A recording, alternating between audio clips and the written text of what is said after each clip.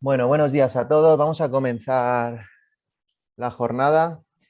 Bueno, hoy estamos aquí bajo el título Impulso de los líderes, dotar al empresario de las competencias directivas para liderar el cambio. Para eso contamos con Mamen Fernández y con Javier Fernández de la empresa Logísticos. Como saben, esto es una actuación que se enmarca dentro del proyecto de Oficina Acelera Pyme. Oficina Acelera Pyme es una actuación puesta en marcha por el Ministerio de Asuntos Económicos y Transformación Digital. Está cofinanciado con fondos FEDER de la Unión Europea, y dentro de todas las actuaciones que hace la oficina está la de acercar todas estas temáticas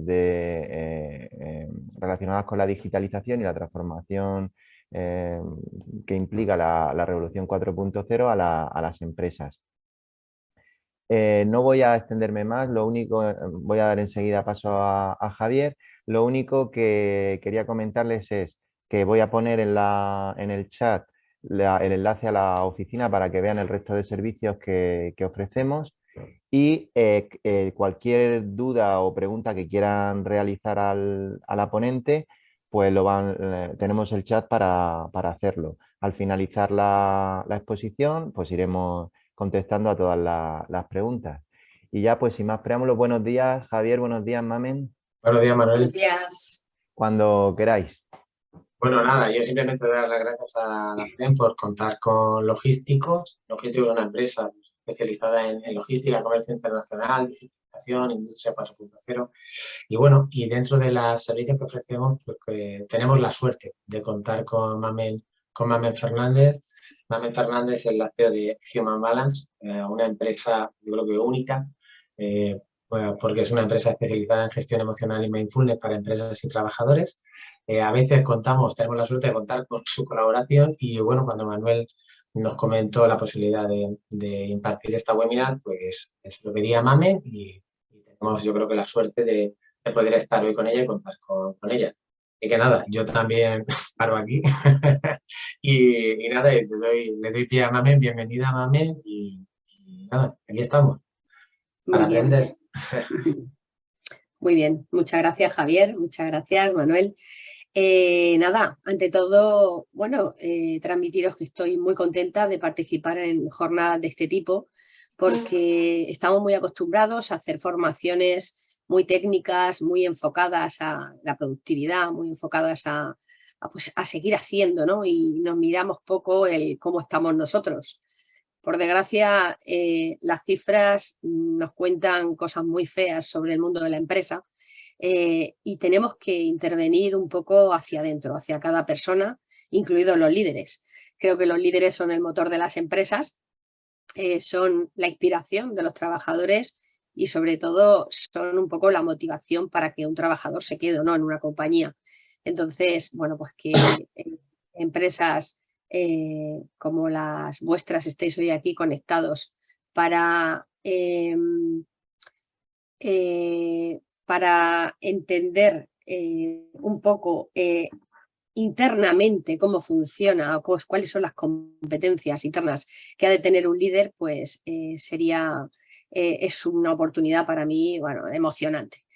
Bueno, como os ha dicho Javier, soy Mamen Fernández, eh, soy, bueno, CEO de Human Balance, pero ante todo soy una mujer de 51 años, madre de 3 hijos adolescentes y con una trayectoria profesional donde me he encontrado en las dos partes. He sido muchísimos años trabajadora por cuenta ajena a través de mi profesión de ingeniería y también he sido empresaria durante 12 años. He sufrido los beneficios y los inconvenientes de estar en los dos lados de la mesa. Lo que me quedó claro en mi trayectoria profesional de tantos años ha sido que en los dos sitios se sufre mucho y el sufrimiento en el trabajo se atiende muy poco. Y eso da como consecuencia pues un quemado profesional que no tiene mucho sentido cuando tanto hemos luchado para llegar cada uno a donde hemos llegado. Así es que a partir de aquí, si les parece, voy a empezar a compartir mi presentación y espero que sea muy productiva y que saquemos un debate interesante al respecto. Bien,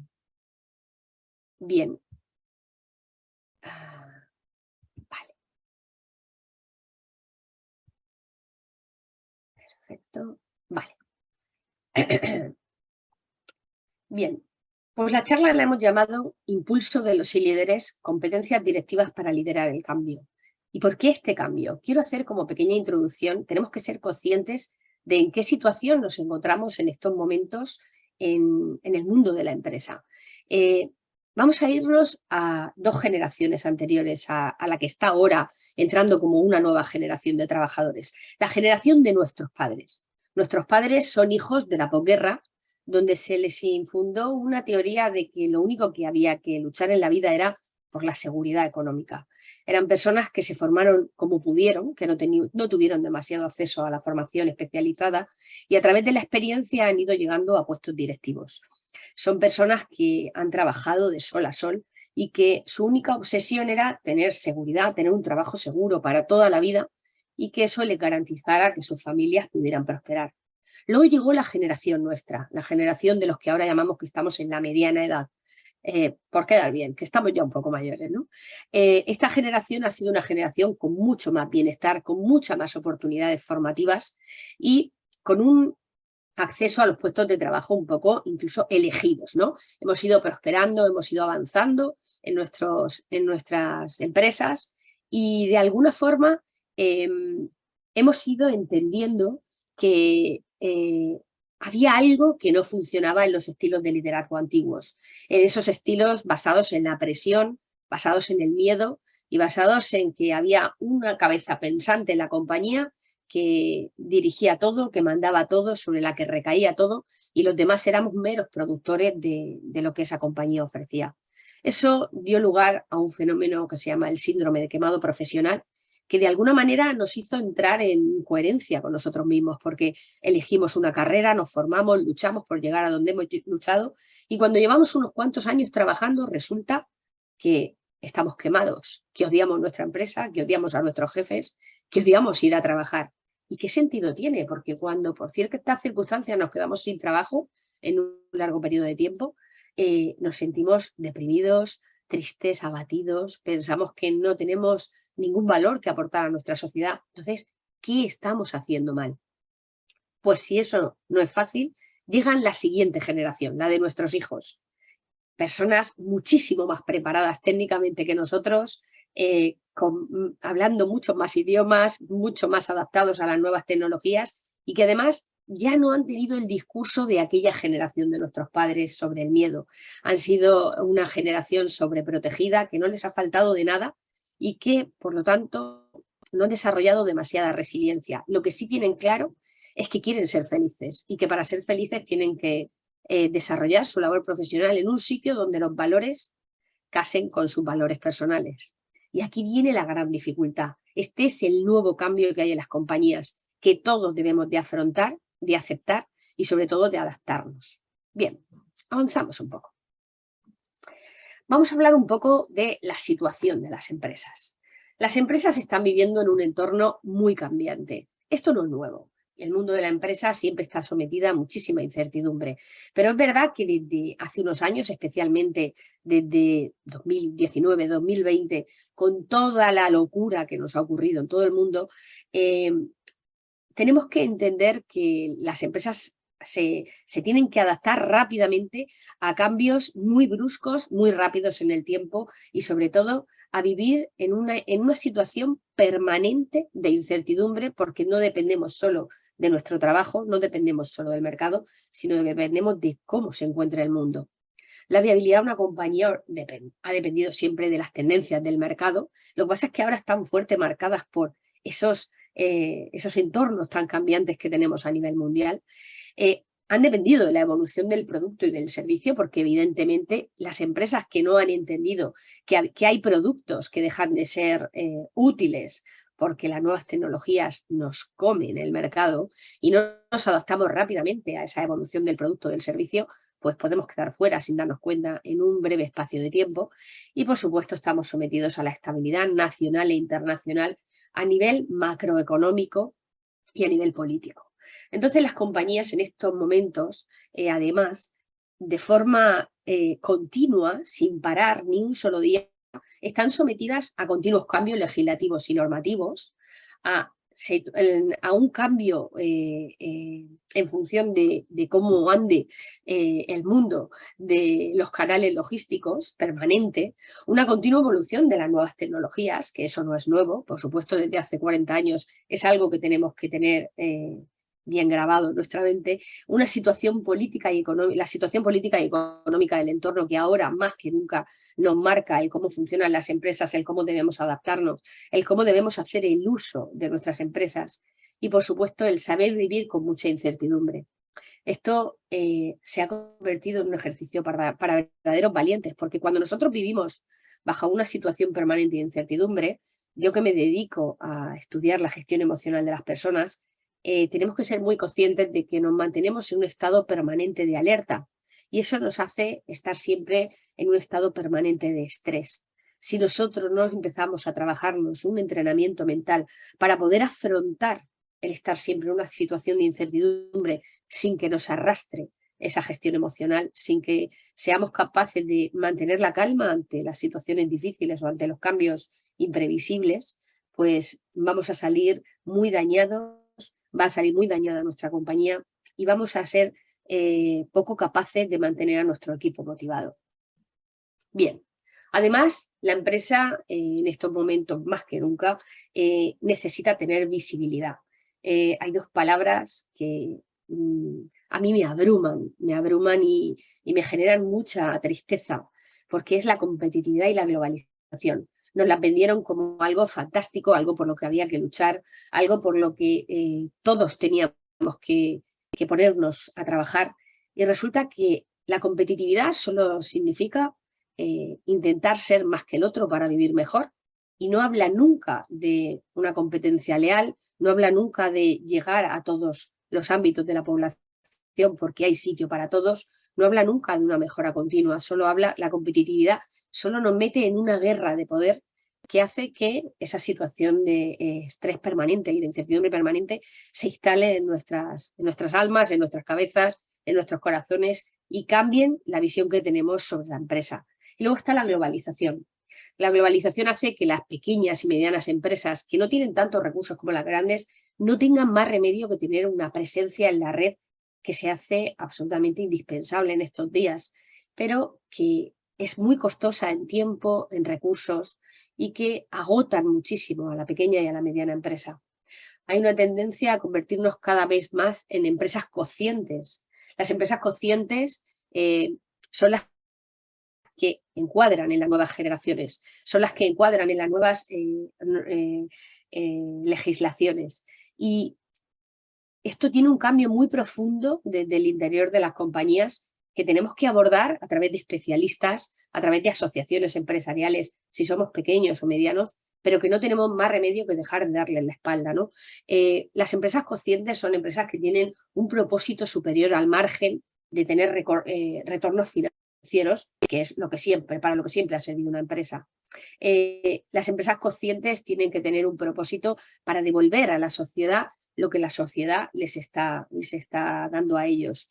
Tienen que desarrollar planes de acción para hacer una sociedad más próspera y desde ahí desarrollar una cultura y unos valores a través de los estilos de liderazgo que hará que esas nuevas generaciones vean en nosotros una empresa atractiva.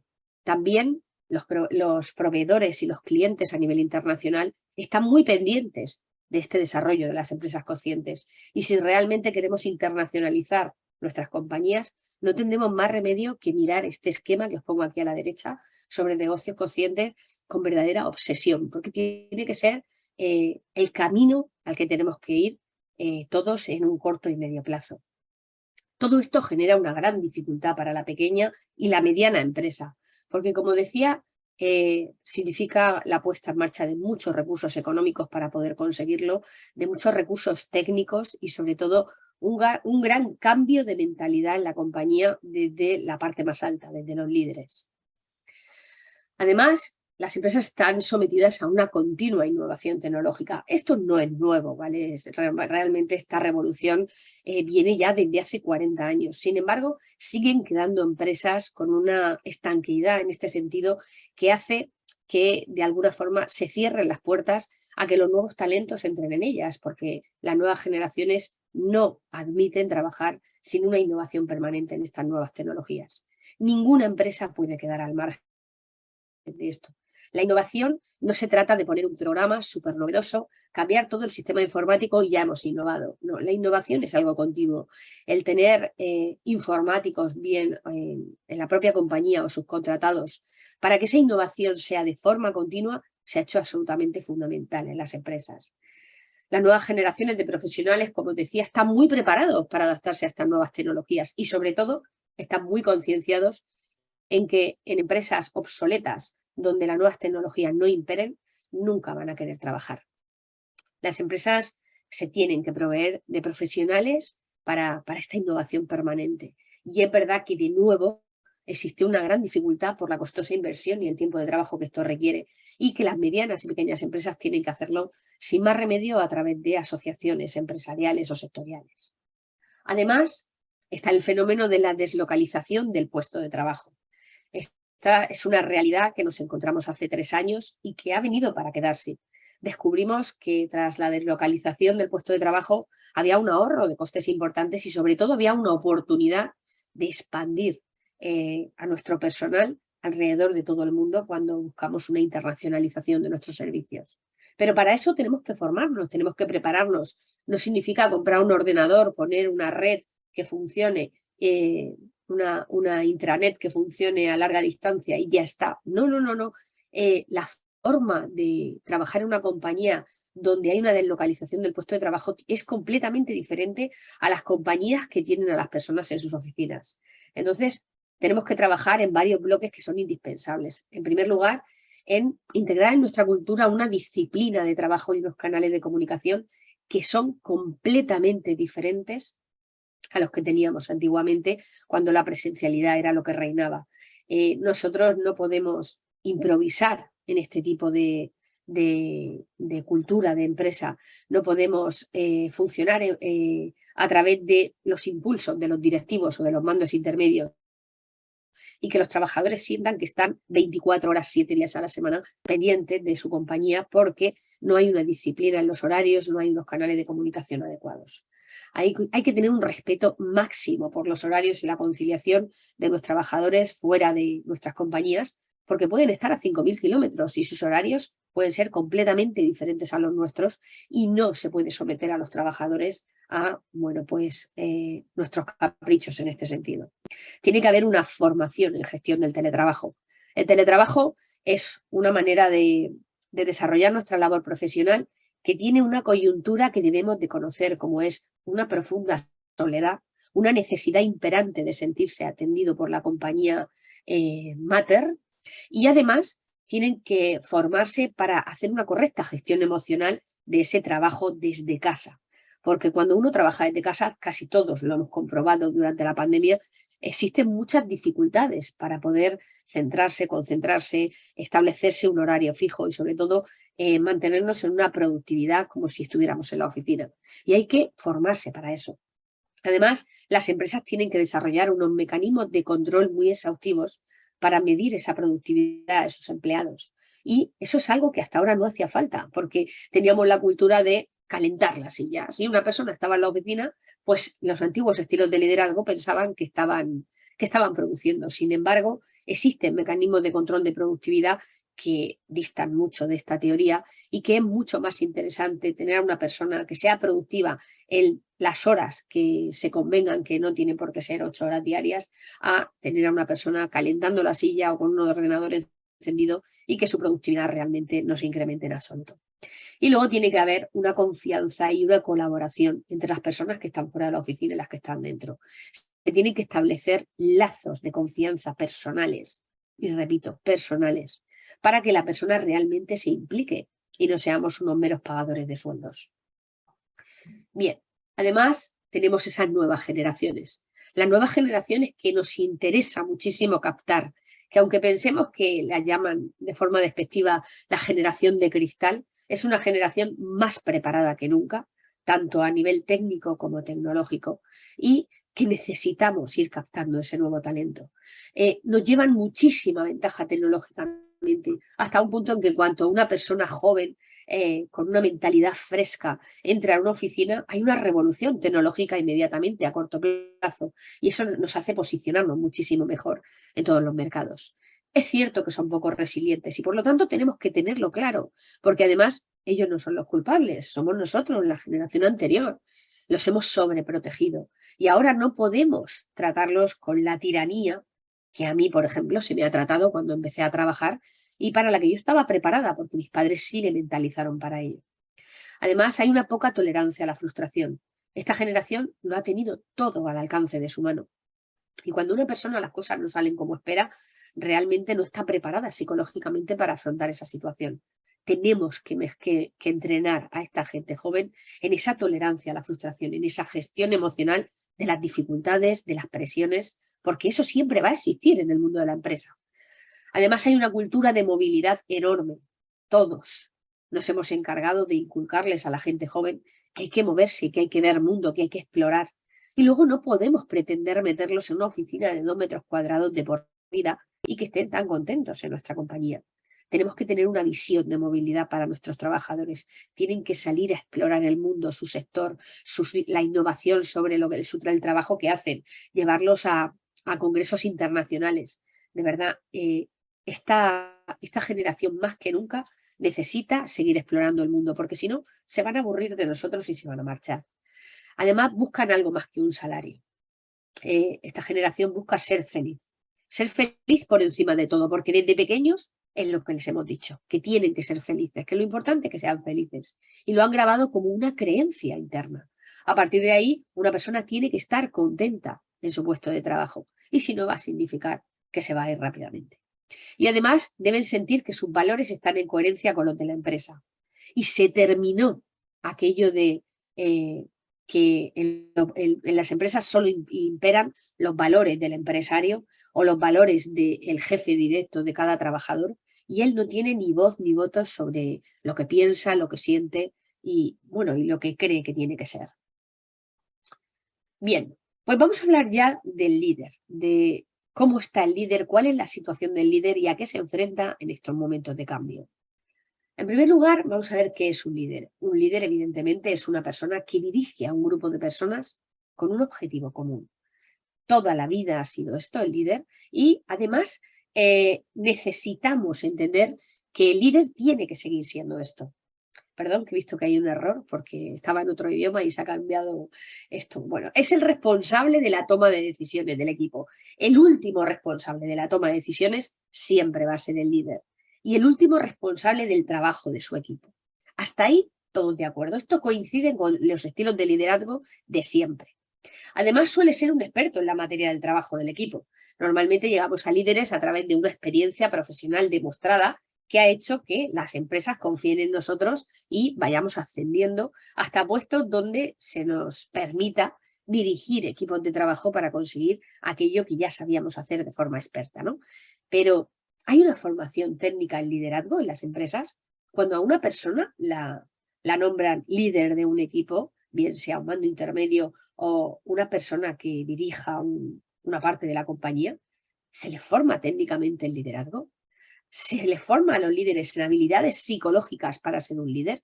¿Para aguantar esa responsabilidad de la toma de decisiones y del trabajo de los demás?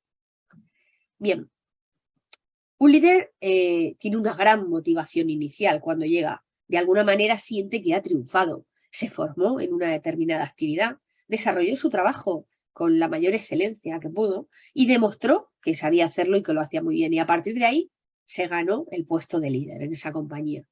Pero cuando no están formados en el trabajo de líder, no en el trabajo técnico para el que se prepararon, la desmotivación viene a corto plazo. En cuanto empiezan a sufrir las consecuencias o la soledad a la que está sometido el líder en esas responsabilidades, empiezan a desmotivarse. Cuando uno empieza a desmotivarse y empieza a sentir que el trabajo de los demás dependa de él y él no sabe gestionar esa situación emocionalmente, hay una necesidad excesiva de control. Cuando un líder tiene una necesidad excesiva de control, ahoga a su grupo de trabajo, lo asfixia, le quita responsabilidades, se convierten en meros productores de tareas y al final el líder se sobrecarga de muchísimas responsabilidades, no sabe delegar y termina por quemarse rápidamente. El líder siente que su equipo no responde y vive la dirección como una carga en soledad, porque realmente no sabe dirigir, simplemente sabe ordenar. Entonces, sobre el liderazgo, ¿qué es lo que se piensa o se pensaba antes que era un líder y qué es lo que es realmente? Antiguamente un líder era el que daba órdenes y el que tenía una posición de poder y nadie podía contradecirle. Sin embargo, eso daba a la situación que hemos hablado, a la de quemarse profesionalmente por vivir ese liderazgo como una posición de una soledad enorme. Sin embargo, ¿qué es un líder auténtico? En primer lugar, un líder auténtico es una persona que tiene inteligencia emocional, que sabe gestionar esa responsabilidad y esa presión del liderazgo, que tiene herramientas psicológicas para poder afrontar las situaciones difíciles y responder por un grupo de trabajo. Además, es una persona que tiene empatía, que es capaz de entender a su equipo, que lo conoce, lo entiende y se pone en los zapatos de su equipo para no sencillamente dar órdenes y exigir, sino entender las dificultades que cada uno pueda tener en su puesto de trabajo. El líder es una persona que sabe escuchar de verdad, porque muchas veces creemos que sabemos escuchar, pero en realidad solo oímos. Nosotros oímos con los oídos internos y externos, pero escuchamos con el cerebro y cuando el cerebro no está acostumbrado a mantenerse atento, porque vamos todo el día corriendo como pollos sin cabeza, no sabemos escuchar a nuestro equipo. Y cuando nuestro equipo siente que no se le escucha realmente, se desmotiva y pierde el fuelle. Además, el líder es una persona que está en continuo aprendizaje, que no piensa jamás que ya lo sabe todo sobre la materia en la que trabaja ni sobre el liderazgo, porque siempre hay cosas que aprender, siempre la evolución de las empresas está en continuo cambio y siempre tenemos que estar adaptándonos a esa evolución a través del aprendizaje. Además, el líder es una persona capaz de desarrollar una estrategia para su equipo. El líder muchas veces se pierde en tareas del propio equipo de trabajo. Es uno más del equipo, quiere ser uno más del equipo y trabaja tanto o más que el resto del equipo en desarrollar el servicio o el producto que desarrolla su equipo de trabajo. Pero no le dedica el tiempo suficiente a la definición estratégica de ese equipo de trabajo.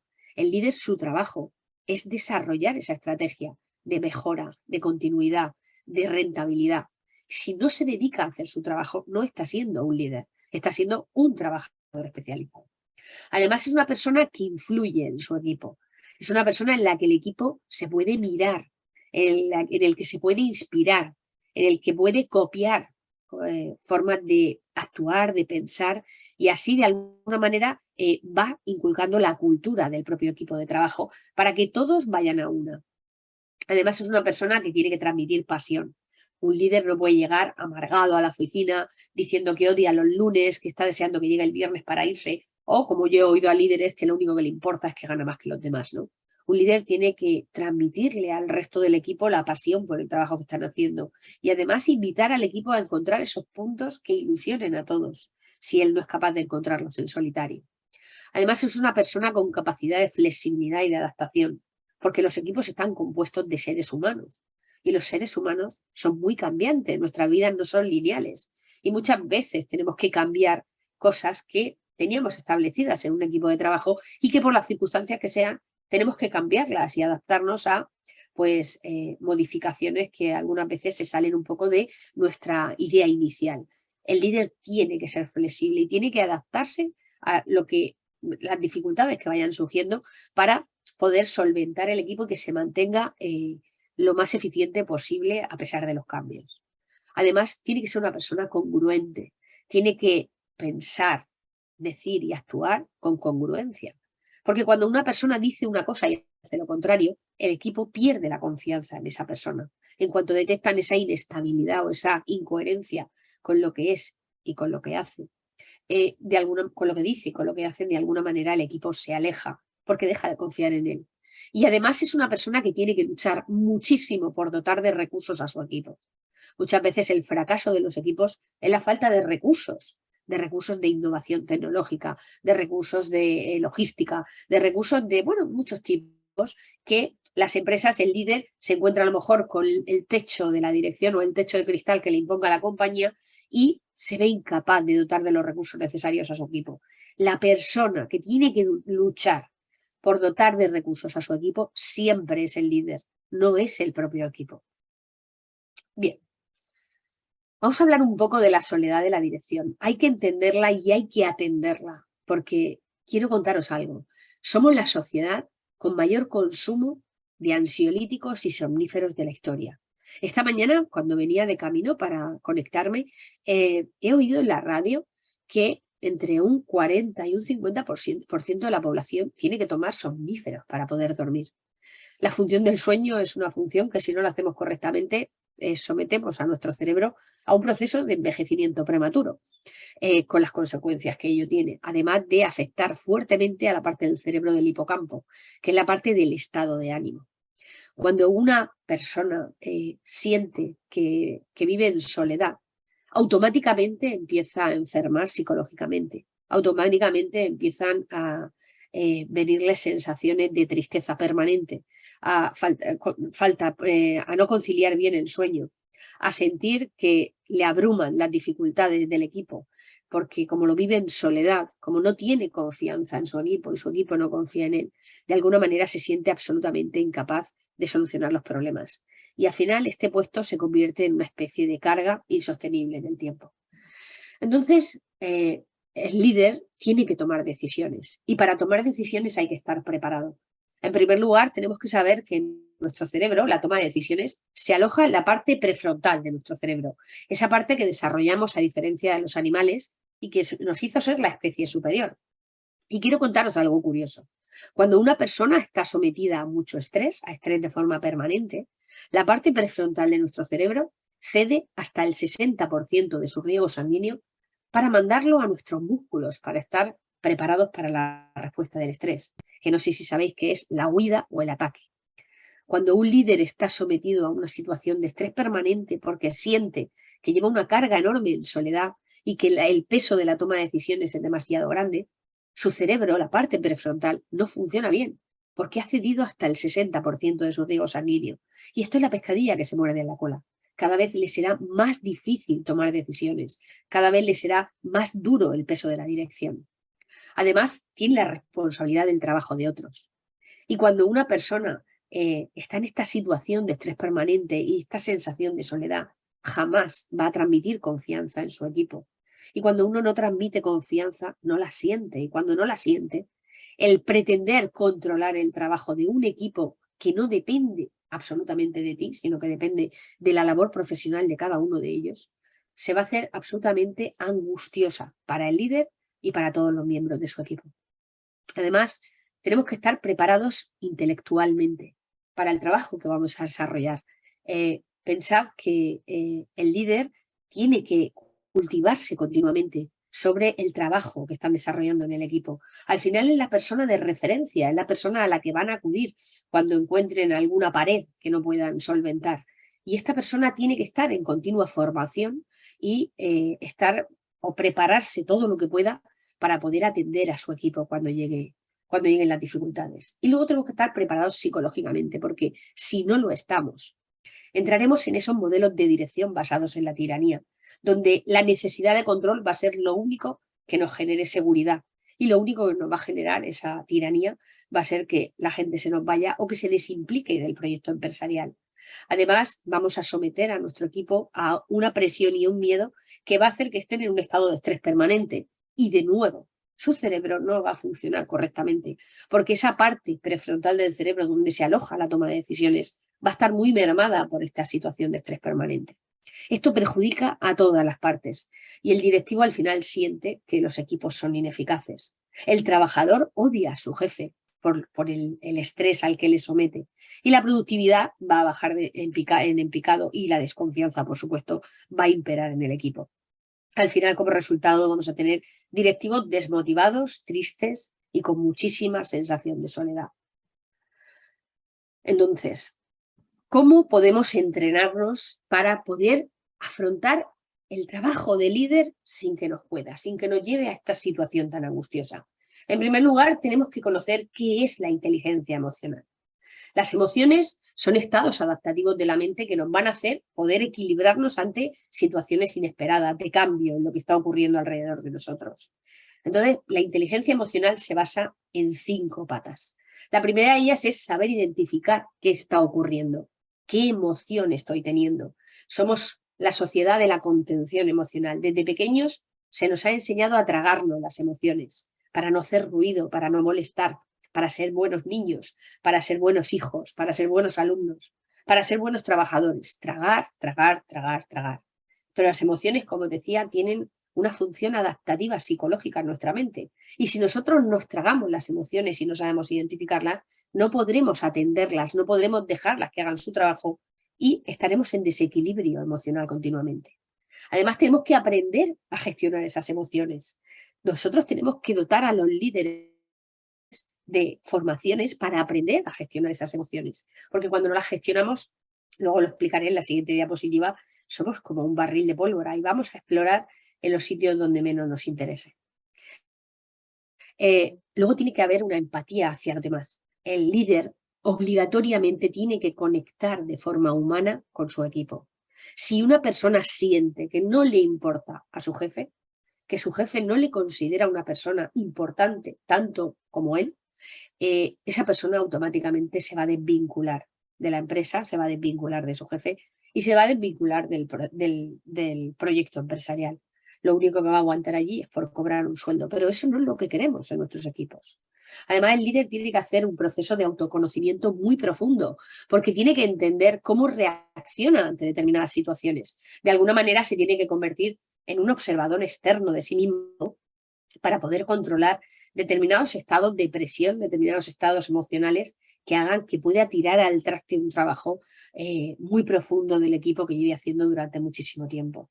El líder no puede jugarse las explosiones emocionales y además tiene que desarrollar habilidades sociales para conectar con sus personas, porque además de empatizar con lo que está sintiendo su equipo, con lo que están viviendo en cada momento en la empresa, tiene que ser capaz de conectar con ellos de forma personal. El líder tiene que caer bien, tiene que ser una persona que inspire a su equipo y que al equipo, que de alguna manera el equipo esté contento por trabajar con esa persona. Y para eso no hay más remedio que desarrollar estas habilidades sociales. Las emociones en nuestra sociedad, bueno, pues están hasta hace pocos años, estaban muy mal vistas. Desde el mundo de la psicología incluso se tachaban como signos de debilidad del ser humano. Y nada más lejos de la realidad. Ya se sabe desde hace algunos años que las emociones sirven para adaptarnos a lo que está ocurriendo fuera de nosotros. Y si nosotros no nos adaptamos, somos como ese barril de pólvora que veis ahí. Cuando una persona no para de tragarse determinadas emociones a lo largo de un día, de una semana, de una temporada, el día que explota de una forma desproporcionada, normalmente con quien menos se lo merece, que suele ser gente de su confianza, y además de una forma absolutamente injustificada, ¿no? Entonces, tenemos que ser conscientes de que en esta sociedad hasta ahora no se nos ha permitido mostrar estas emociones, no se ha permitido a las emociones que hagan su trabajo, se nos ha enseñado a reprimirlas, a tragárnoslas. Y estamos muy desequilibrados en este sentido. Esa contención impuesta nos genera muchísima frustración.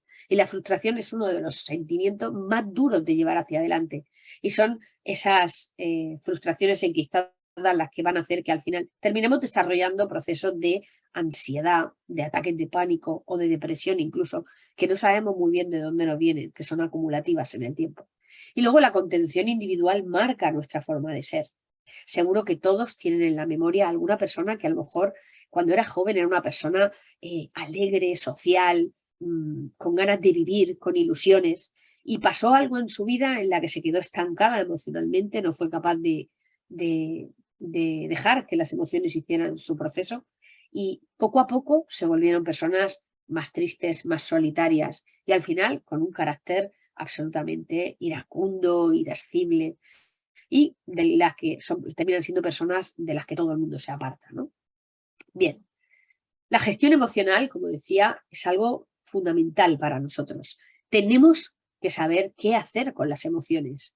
Fíjense todas las emociones que tenemos en nuestro cerebro para poder adaptarnos a lo que está ocurriendo en cada momento.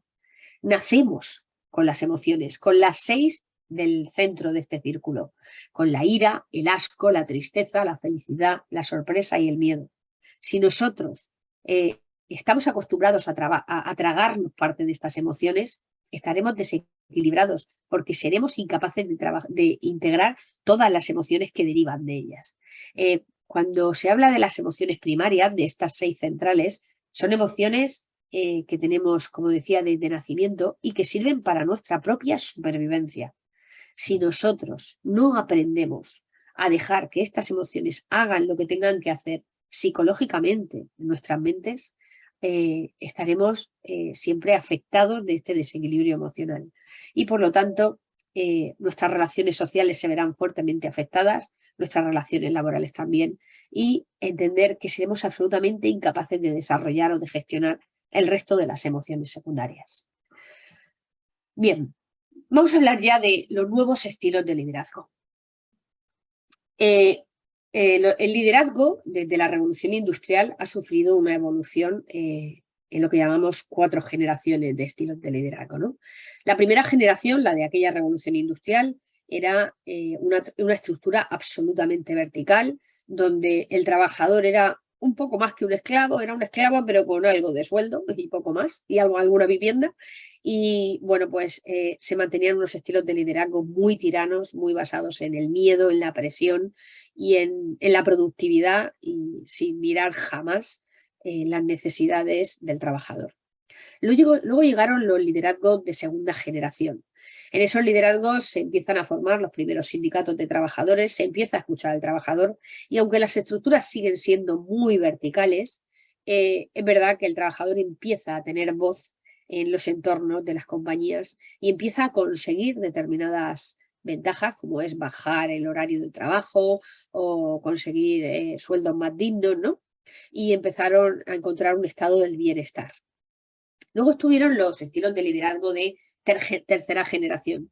Estos se convirtieron a través de estructuras horizontales, pero que dieron como resultado que estas estructuras fueran algo difusas y que se perdiera un poco la concreción de cuáles eran las responsabilidades de cada una de las personas que conformaban la empresa. Es verdad que se dio paso a una alta creatividad, a la participación de todos los trabajadores en el desarrollo de la compañía, pero se encontró que había vacíos importantes a la hora de asumir responsabilidades. Y por fin llegaron los estilos de liderazgo de cuarta generación. Este es el estilo de liderazgo que ahora se persigue y que no tenemos más remedio que aprender sobre él y adaptarnos, porque es un estilo de liderazgo que está al servicio del equipo. El líder ya no es el que manda, ya no es la cabeza pensante, ya no es el que toma todas las decisiones y asume todas las responsabilidades, sino que el líder es el que pone al servicio de su equipo todos los recursos necesarios para que su equipo sea productivo.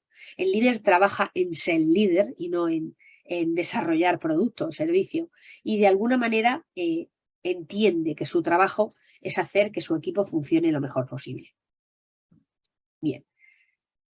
¿Cuántos de ustedes dedican un tiempo diario a su cuidado personal, externo e interno? Los líderes no son personas inquebrantables, no son superhéroes. De alguna manera, cuando uno iba ascendiendo en la compañía, iba adoptando posiciones de liderazgo, pensaba que cada vez tenía que ser más inquebrantable, tenía que ser el soldado perfecto. Y les voy a hablar un poco del concepto del soldado perfecto. Cuando en los campos de concentración nazis intentaron fabricar el soldado perfecto, lo hicieron apartando a los recién nacidos de las prisioneras judías, de sus madres, y de alguna manera los aislaron para no darles ningún tipo de cariño, para no darles ningún tipo de calor. Simplemente los alimentaban y los limpiaban. Querían hacer una persona inhumana, sin sentimientos, que fuera inquebrantable, y el resultado de aquel experimento social fue que fallecieron todos los niños. El ser humano no puede ser inquebrantable. El ser humano tiene esas emociones que hacen que se adapten a las cosas que ocurren fuera de él.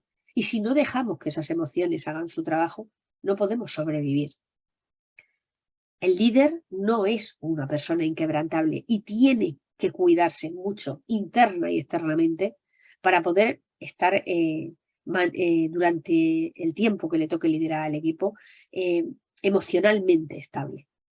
Y para esto es importantísimo, para este equilibrio personal del líder, que tome conciencia de cosas que son indispensables para que el líder se mantenga en ese equilibrio personal.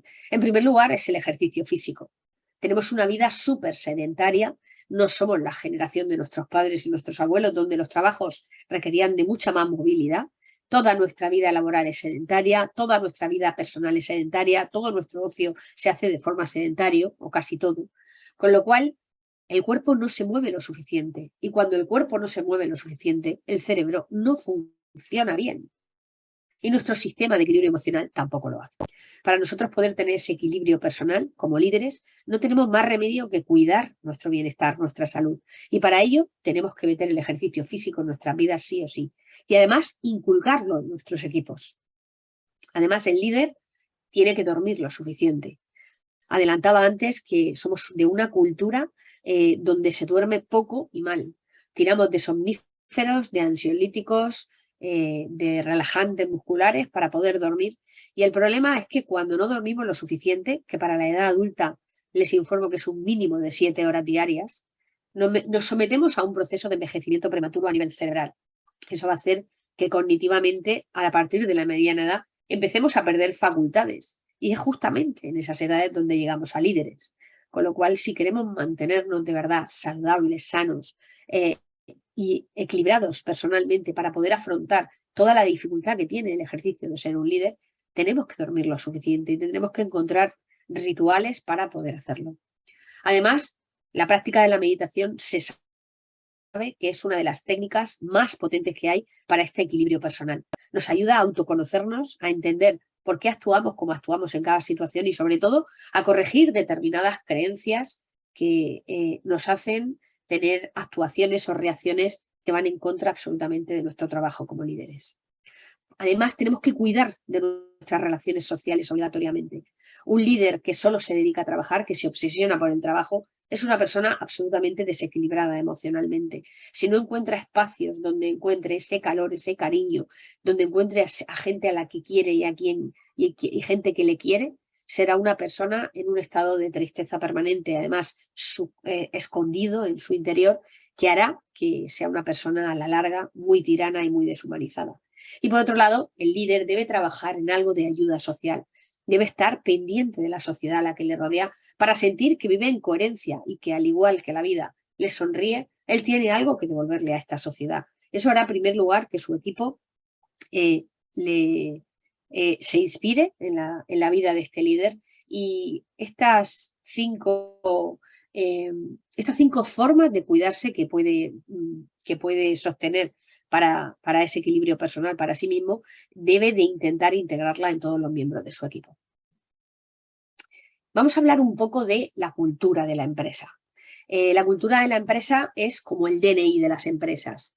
En estas nuevas generaciones de las que hablaba al principio, tenemos un problema enorme para poder captar talento porque hay determinadas culturas muy obsoletas, de mucho tiempo, de mucho recorrido, y que si no se cambian, la gente que entra a trabajar en esas empresas pues sale despavorida de ellas, ¿no? La cultura es el punto clave para captar y retener el talento. La cultura de la empresa tiene que ver, por supuesto, con el estilo de liderazgo y deberemos de ir encaminados a esos estilos de liderazgo de cuarta generación, donde el trabajador sienta que el líder está para cubrir sus necesidades y que él pueda sacar su mejor versión, la mejor versión de sí mismo y aportar a esa compañía todo lo que tiene para aportar. Además, tiene que sentir que importa. La cultura tiene que luchar mucho por la calidad del trabajo, tiene que mimar mucho la calidad de su trabajo y estar muy pendiente de hacer determinados procesos, procedimientos, protocolos, llamémoslo como quiera, para que todo el mundo mantenga una calidad en el trabajo transparente, similar, que no dependa de la persona y que todo el mundo sepa lo que tiene que hacer y qué mostrar hacia el exterior para que esa compañía tenga una imagen homogénea. Además, debe de transmitir unas costumbres y unos valores que casen con las personas con las que trabajan para nosotros. Porque cuando una persona tiene unos valores que son incompatibles con los de su compañía, está siempre en una disfunción psicológica, está siempre en un estado de alerta permanente, de incomodidad permanente, que hará que al final o enferme y baje su productividad o se vaya de la compañía. Luego tiene que haber un desarrollo profesional de nuestros trabajadores en continuo. El trabajador tiene que saber que porque entre en nuestra compañía a trabajar no va a dejar de crecer profesionalmente. Tenemos que fomentar y que invitar a todos nuestros trabajadores a ese desarrollo en continuo para, además de adquirir competencias cada vez mejores para nuestro propio beneficio, para el beneficio del trabajador de forma personal. La asignación de recursos, que ya le he nombrado antes, es fundamental. El trabajador tiene que sentir que los recursos que son realmente necesarios para desarrollar el trabajo de forma correcta, su empresa se los va a dar. Y esto tiene que ir desde esa cultura, tiene que ir marcado desde ese DNI de la empresa. Y además tiene que haber una cultura de innovación, donde el trabajador entienda e integre que la empresa está siempre por la innovación tecnológica. Esto va a hacer que los trabajadores que realmente estén en nuestra compañía sientan que casan con esos valores, que casan con esa cultura de la empresa. Y tenemos que buscar dos cosas a nivel de cultura. En primer lugar, que la cultura social sea igual a la real, porque este esquema es precioso, muchas empresas lo tienen como un esquema de cultura empresarial, lo desarrollan muy bonito, lo publican en los entornos empresariales, hacen sus planes de responsabilidad social, sus planes de igualdad, todos los planes de antiacoso, bueno, hacen todos los planes que hagan falta. Ponen a una persona a escribir planes, los cuelgan en las paredes y luego la realidad es que lo que se muestra de puertas para afuera nada tiene que ver con lo que hay de puertas para adentro. Un trabajador tiene que entender que la cultura que se vende fuera de la empresa es la cultura que impera dentro de la empresa. Si no, pensará que esa empresa es un fraude. Además, la cultura real tiene que ser compatible con el perfil del trabajador. De hecho, hay compañías ya que se dedican a estudiar los perfiles de los trabajadores en las compañías para ver si son compatibles con la cultura real de la empresa. Porque cuando no son compatibles, como digo, entran en ese sentimiento de incomodidad permanente que hará que nunca encaje en el grupo. Y cuando una persona no encaja en un equipo, al final se convierte en una especie de enfermedad dentro de la compañía que va a contagiar a todo el grupo de trabajo. Bien, y ahora vamos a hablar de la necesidad de humanizar las empresas. Hasta ahora se hablaba de que el líder era una persona que tenía que ser, como decía antes, inquebrantable, una persona que lo sabe todo, que puede afrontarlo todo, que puede con todo y que es el único que puede transmitir o debe de transmitir fortaleza ante las situaciones difíciles. Pero nada más lejos de la realidad. El líder que no es humano, que no muestra su humanidad, que no muestra su parte vulnerable, jamás va a ser un buen líder. Y esto lo puedo comparar con, yo doy muchos cursos también de gestión emocional para padres de adolescentes. Los padres de adolescentes tienen una queja continua y es que sus hijos no hablan con ellos, que no comparten lo que sienten con ellos. Y yo siempre les pregunto lo mismo. ¿Compartís vosotros lo que sentís con vuestros hijos? Si nosotros queremos conectar con una persona, el primer paso tenemos que darlo nosotros.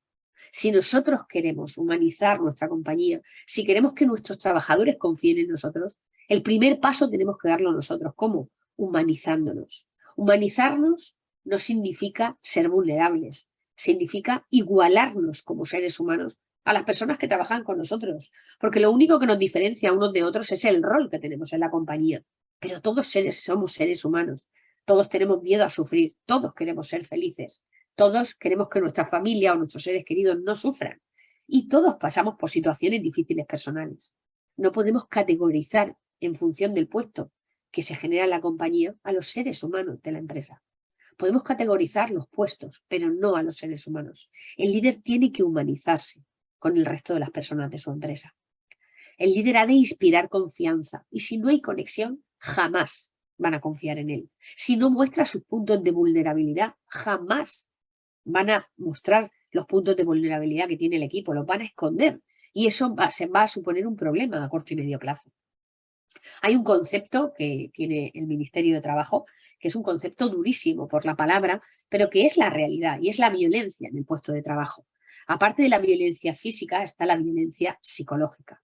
La violencia psicológica tiene mucho que ver con equipos mal gestionados, donde la gente no sabe lo que tiene que hacer y está en un sufrimiento permanente porque tiene mucha presión de los líderes, está sometido a mucho miedo por los resultados y además no tiene claras cuáles son sus responsabilidades, no están bien gestionados. Además hay unas cargas excesivas de trabajo donde en el horario laboral no da tiempo a a llevarlas a cabo y el líder es incapaz de detectarlo porque no controla la productividad de su equipo.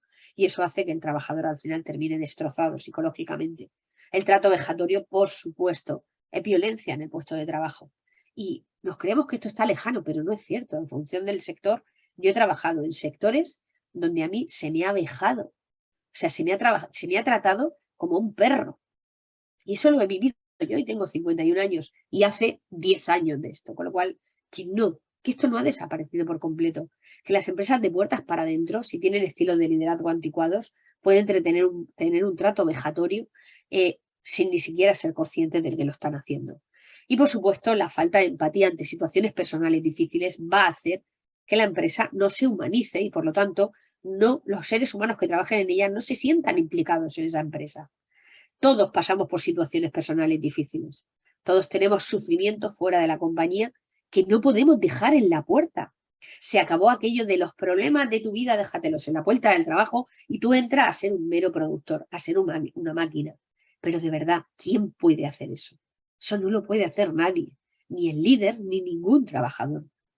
Se tiene que formar un equipo de trabajo donde haya espacios de confianza para que las personas que te pasan situaciones difíciles puedan transmitirlo y además poder ser apoyadas y ayudadas en ese momento, porque sabemos que su productividad va a caer en picado porque psicológicamente está tocado.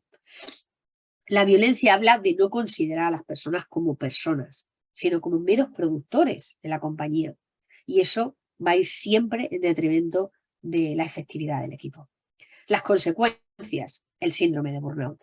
Esta es la enfermedad más temida en las compañías. Los índices de absentismo por culpa de la ansiedad, de la depresión y de este síndrome de quemado profesional son enormes. Y además, el coste de reposición de las personas afectadas por este síndrome es muy, muy costoso para las compañías. Y además, tenemos que entender que este síndrome de burnout genera en los sectores donde más se produce alto consumo de estupefacientes, alcohol y sube muchísimo los índices de suicidio. Bien, los directivos que no ven a los trabajadores como individuos únicos y valiosos, sino que los ven como herramientas, simplemente productores, que pueden descartarse cuando ya no son necesarios. Los empleados tampoco verán a la empresa como algo con más valor o significado que ser una mera pagadora de sueldos. Entonces, nosotros tenemos que trabajar por hacer apóstoles y no mercenarios. Muchas veces veo a muchos empresarios, a muchos líderes decir que es que las nuevas generaciones no se implican en los proyectos de la empresa, que es que la gente no apuesta, no es leal a las compañías, están siempre esperando la oportunidad de irse. Pero de verdad nos hemos planteado cómo se sienten esos seres humanos trabajando en nuestra compañía. Bien, pues vamos al tema de la gestión de equipos. Obligatoriamente tenemos que decir adiós a los estilos basados en el miedo y en la presión. A través de la pandemia se puso en evidencia algo que se estaba gestando desde hacía muchísimos años, que era este síndrome de burnout, este síndrome de quemado profesional. Qué pena, ¿no? O sea, nos pasamos toda la vida estudiando una carrera, los primeros 20, 25 años estudiando una preparación, cuando por fin lo hemos conseguido tras mucho esfuerzo, llegamos a un puesto de trabajo en el que el primer día que entramos por la puerta de esa compañía nos sentimos orgullosos de haberlo conseguido. Y pocos años después, por la mala gestión del equipo, nos sentimos quemados. Odiamos nuestro trabajo, odiamos nuestra profesión, odiamos a la empresa, odiamos a nuestros jefes. Odiamos trabajar. Sin embargo, no sabemos cómo solucionarlo y esto va cada día a más. Tras la pandemia, mucha gente, después del parón que hizo por culpa de los confinamientos, se produjo un fenómeno que empezó en Estados Unidos, pero que ya está en Europa en toda su dimensión, que se llamó la gran renuncia. La gente se dio cuenta al distanciarse de la locura de vida que llevaba, del estado de estrés permanente con el que vivía y de la mala calidad de vida que tenían sus empresas, que ya no les compensaba trabajar para esas empresas. Y más de 4 millones de personas dejaron de un plumazo después de la pandemia sus puestos de trabajo en Estados Unidos. Esto ha tenido un efecto contagioso en todo el mundo desarrollado y ahora hay verdadera obsesión por las compañías en qué hacer para captar y retener el talento que tan costoso está resultando ser. Pues bien, los estilos de liderazgo basados en el miedo y la presión ya sabemos que no funcionan. Tenemos que ir a esos estilos de liderazgo de cuarta generación, donde el trabajo del líder sea suministrar a su equipo de lo que necesita para ser productivo, confiar, captar profesionales que sepan lo que hacen y dejarlos que hagan su trabajo. Y a partir de ahí, liderar como seres humanos y hacia seres humanos. En la gestión eficaz de equipo tenemos que tener varias variables muy presentes para poder ser capaces de ser un líder que realmente movilice a su equipo en la dirección que quiere. En primer lugar, tenemos que ser personas auténticas, es decir, tenemos que ser lo que decimos que somos. Una cosa es decir algo y otra cosa es hacerlo. Si uno no es coherente, no es auténtico, si uno no muestra a su equipo que sus valores son importantes y los lleva hasta su última dimensión, pues el equipo no va a creer en él. Además, tenemos que poner encima de la mesa de nuevo la valoración en positivo de nuestros equipos. Siempre hemos tenido el foco puesto en los errores. Se ha castigado el error y no se ha premiado el logro. Y así han funcionado siempre los equipos basados en el miedo y en la presión. Sin embargo, ahora hay que poner en valor a las personas que tenemos. Todo el mundo tiene que tener claro para qué es válido cada persona en la compañía y que todo el mundo se nutra de todo el mundo en ese sentido. Tendremos que celebrar los éxitos de cada una de las personas y del equipo en su conjunto con las personas que lo han hecho posible. No puede ser que el líder se cuelgue las medallas. Todo lo contrario. Tiene que haber una comunicación asertiva. El líder tiene que saber comunicar lo que pretende de su equipo sin atacarlo. En muchas ocasiones, por esa mala gestión emocional que hacemos, somos incapaces de comunicarnos con nuestro equipo las necesidades que tenemos como líderes sin tener que atacarles, sin tener que sacar reproches, sin tener que poner encima de la mesa lo que no se está logrando. Y nada más lejos de la realidad. Tienen que ser coherentes. Los líderes tienen que ser muy coherentes y no ir en función de su estado emocional a dirigir su compañía.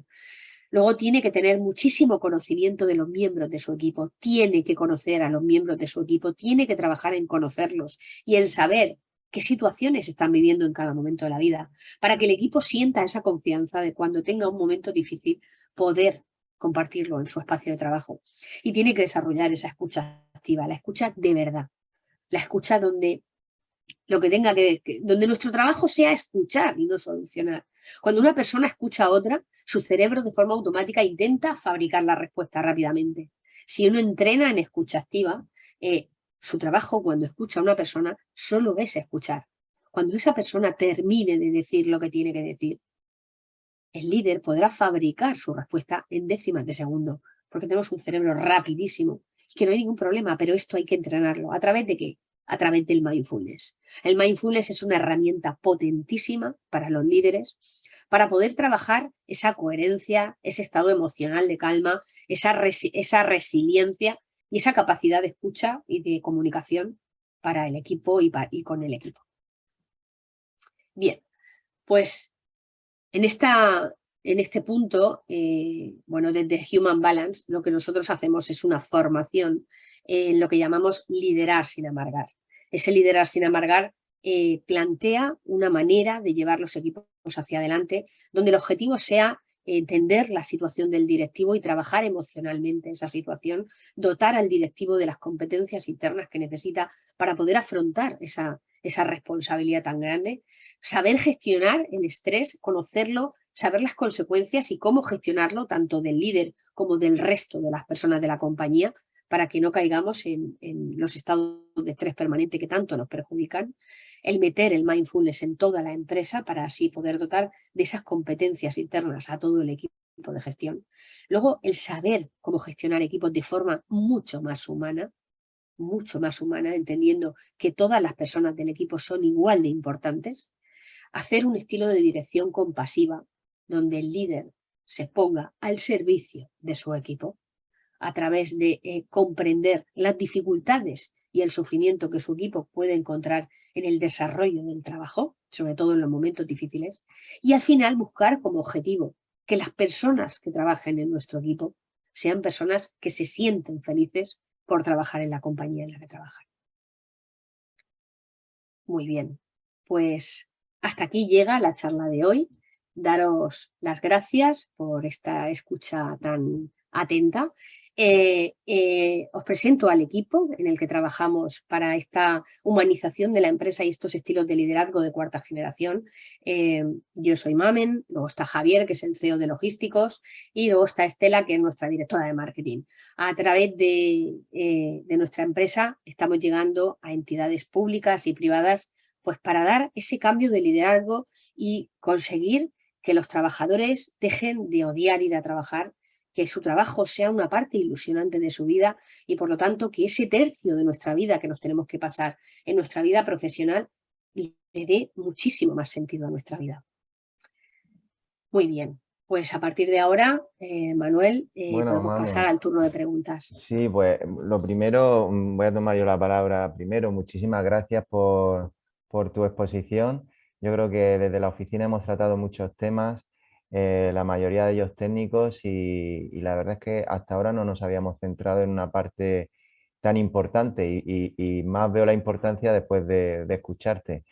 Entonces, bueno, yo por romper un poco el hielo, les recuerdo a los asistentes que pueden ir haciendo las preguntas a través del chat y mientras damos tiempo a que lo vayan haciendo, bueno, yo quería preguntarte porque has estado hablando de, digamos, una humanización, ¿no? Del líder con respecto a cómo era tradicionalmente esa figura. Y si bien es cierto que puede generar beneficios esa humanización en los trabajadores, también es verdad que pueden interpretarlo como pues eso, que es un líder vulnerable, ¿no? Entonces, eso ¿qué explicación nos Sí, das a esto? sí, vamos a ver. Los seres humanos somos seres sociales por naturaleza. Necesitamos sentirnos unidos al resto de los seres humanos con los que interactuamos. Cuando nosotros tenemos un jefe que nos da la sensación que ni siente ni padece, jamás voy a ser capaz de contarle lo que siento y padezco. Jamás voy a ser capaz de mostrar públicamente lo que siento y padezco hacia una persona en la que creo que no me va a entender. Si un jefe muestra esa vulnerabilidad, está mostrando su lado más humano, está mostrando que es una persona igual que nosotros y que aunque tiene más conocimientos o más preparación que nosotros y por eso nos lidera, de alguna manera me va a hacer ser capaz de conectar con esa persona, de coger ese canal de confianza para poder mostrar pues aquellas partes en las que yo me sienta vulnerable o me sienta con determinadas carencias que necesito solucionar para poder dar lo mejor que tengo en ese equipo. Entonces, para nada nos hace más vulnerables, sencillamente nos hace generar confianza como seres humanos en nuestro equipo de trabajo. Yo creo que ahí estará la dificultad, ¿no? El balance entre ser compasivo, ser empático y todo eso, pero a la vez ser jefe y tener muy claras las directrices y las ideas, ¿no? Supongo que ahí Sí, está la dificultad. aquí hay un concepto que muchas veces no entendemos y es que la compasión y la empatía no son las mismas cosas. La empatía es ponerte en los zapatos de otra persona y te subes al carro del sufrimiento con él. Eso te quita la capacidad para poder ayudarle. Sin embargo, la dirección compasiva habla de la compasión como capacidad de entender el sufrimiento. En primer lugar, el sufrimiento propio. Por eso es tan necesario el autoconocimiento en el líder, para poder detectar sus puntos de sufrimiento y poder atenderlos. Y luego el sufrimiento ajeno, el sufrimiento de tu equipo. Esa es la herramienta fundamental para el nuevo líder, el líder de esta generación, que es capaz de desarrollar esa compasión, de entender y de atender el sufrimiento de todos sin que se generen vacíos, distanciamiento y rupturas de equipos, que al final es lo que no queremos. Vale, pues otra pregunta que te quería hacer, y esta sí que está muy relacionada con la digitalización, es que ese acercamiento o esa proximidad que parece que es fundamental para hacer un buen liderazgo, es complicado a veces por las distancias.